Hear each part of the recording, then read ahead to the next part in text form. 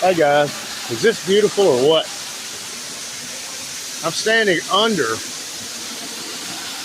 well, I'm down way down the side of a cliff. I'm probably to the water level, maybe 60 feet. And look at this wonderful swimming hole here. This is a 365 day a year waterfall. No matter if it's rained or not, it runs, sometimes larger, sometimes smaller. It's just a wonderful hideout, ain't it?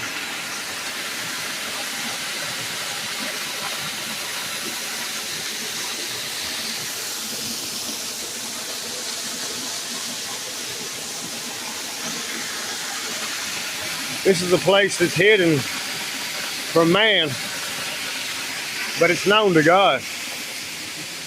And sometimes it's like places in our heart. We hide them from man, but God knows. Maybe we're ashamed of things sometimes. We don't let our friends know how we're feeling, or acquaintances, whoever.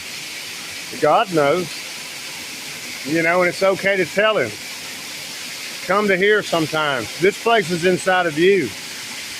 This is the place that no man can get to, but God can.